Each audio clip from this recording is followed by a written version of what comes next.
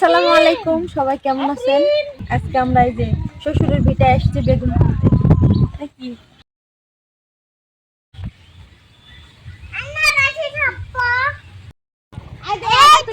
হ্যাঁ হ্যাঁ আম্মু এখানে আসো, এখানে আসো, এই যে এখানে আসো। আজকে বেগুন দিয়ে ইলিশ মাছের ঝোল রান্না করব।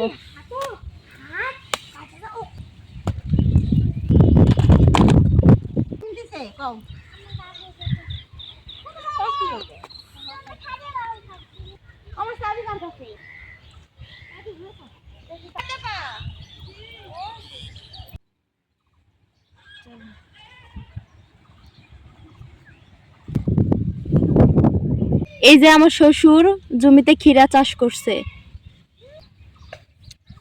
মাশাআল্লাহ, দেখেন এই যে ফুল আসছে, ক্ষীরা ধরা শুরু করছে। আপনারা সবাই দোয়া করবেন। এগুলা রমজানে মনে বিক্রি করবে না?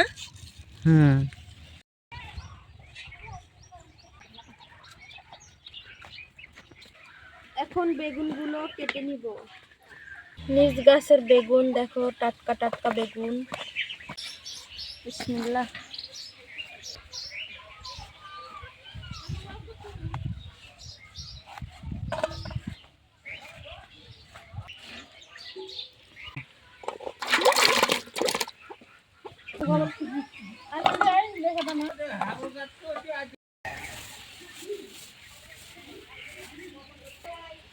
রান্না করার জন্য এখন মাটির চুলা ধরে নিব। চুলায় আগুন দিয়ে নিলাম। দেখো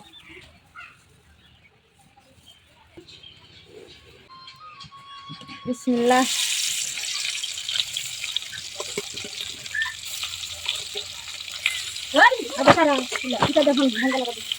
অল্প কয়েকটা মাছ ছিল, এই কয়টা মাছ দিয়ে রান্না করেছি।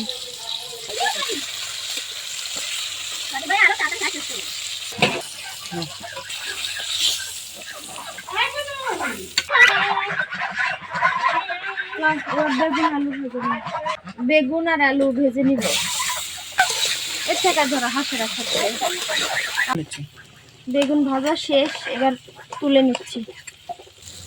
বেগুনগুলো আলাদা করে উঠে নিচ্ছি, আলু একটু কড়া করে ভাজে নিব। আলু কড়া করে ভাজলে মজা লাগে। আলু ভাজা শেষ, এবার উঠে নিচ্ছি। এই যে ভাজা ভাজির কাজ শেষ, আমি তরকারি রান্না করব। পেঁয়াজ কুচি,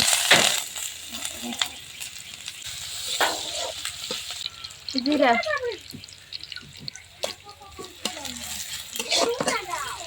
মশলা কষানোর জন্য পানি দিয়ে নিলাম।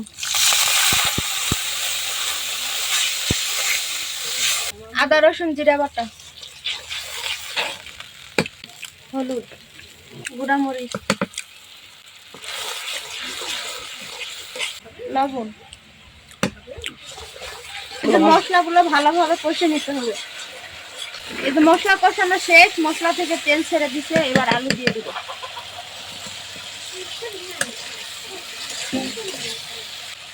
ওই যে ঝোলের জন্য পানি দিয়ে নিলাম। এই যে ঝোলের মধ্যে বেগুন আর মাছ দিয়ে দিব।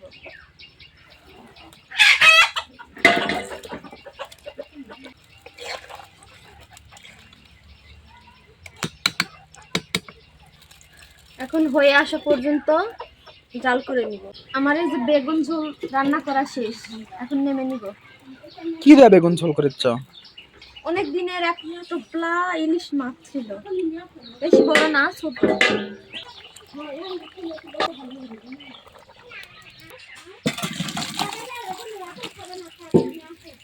এই যে রান্না করা শেষ। ভালো লাগলে আপনারাও বাসায় রান্না করে দেখতে পারেন। বাসায় এভাবে রান্না করে দেখুন, অবশ্যই ভালো লাগবে। ভিডিওটি ভালো লাগলে এবং চ্যানেলটি সাবস্ক্রাইব করবেন।